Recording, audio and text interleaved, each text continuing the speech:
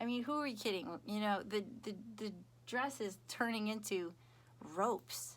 It's turning into a net. It's something that's like out of a, you know, the tackle box of some fisher person somewhere. It's unrecognizable. You only know that it's a dress because I'm telling you it is. Somewhere, probably somewhere in my childhood. I've probably been thinking about this for a really long time. But it really took form and seemed imperative that I make it somewhere around the time of the 2020 presidential election. Hearing Kamala Harris, you know, announced as the first, or the, you know, to become the first female vice president in American history was transformative. It was moving. It was shocking. I mean, just really shocking. It's one of those moments where you know intellectually that this thing has never happened, and you know it should have happened, and you know all the reasons why it hasn't happened, and you think you're going to feel so, you know, so righteous and so gratified when it does happen. It's so painful. It's like you think you'll be euphoric, and you are.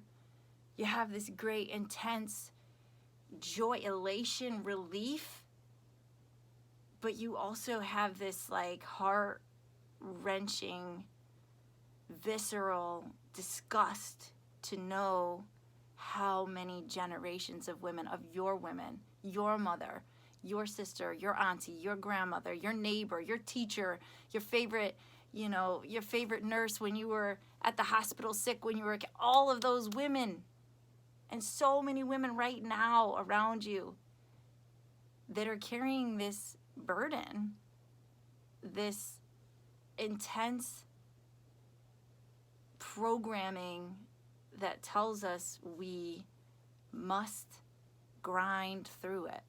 We have to keep going all the time. And all of the pieces that we have to shuffle behind the scenes just to make a regular old day work. I mean, what is it made of? It's made of silk. Where's silk come from? It's these worms, right? Have to meet this violent death.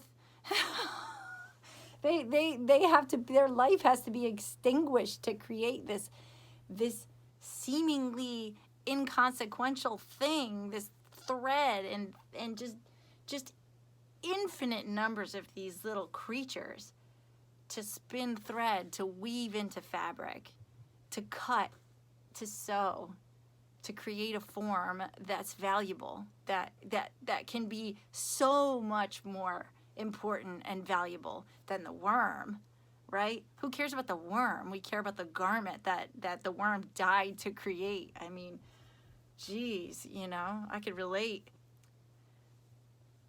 So you take this silk and you make a dress, and you tell people it's a dress, right? But it's gonna stay in the washing machine. Nobody's gonna wear it. Put it in the wash when, you know, an inauguration, when Kamala Harris was inaugurated. Put it in the wash, turned it on, went back, watched her stand on the steps, shed a little tear. Here we go, right? And so it began, you know, there goes the dress into the wash. It's an abrasive process, and I don't just mean the actual physical abrasive process that's breaking down the dress. I mean the monotony of every day, every time I look at this bottomless laundry hamper. And I don't even mind cleaning. I get a kick out of it. I like organizing, believe it or not. It's kind of a fun thing for me.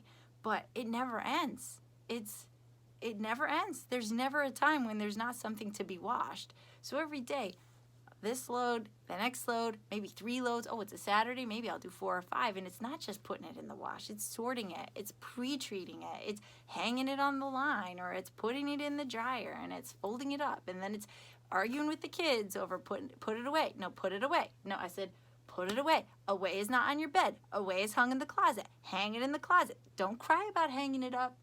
We don't cry about hanging up our clothes every day with the laundry. So you have to imagine, for somebody that has 4 kids and is walking around doing a job, full-time job, and is trying to just keep a little bit of autonomy, is just trying to keep a little bit of, you know, sanity to themselves, the laundry can become one of those make or break moments. So maybe, I don't know, maybe this whole thing is really super selfish and I'm just doing it because it makes doing the laundry a heck of a lot more fun for me. Oh, I wish I could say that it's all that serious. And of course, there are a lot of serious things in there. I mean, you know, watching this process break down this dress, it's sad. It's still a dress, you know. It does. It looks like shredded old cables, you know. Who could wear that? How could that be valuable? How could that be the same beautiful, elegant, shining fabric that you know, people traveled the world to acquire? How can it be the same thing? But it is, you know.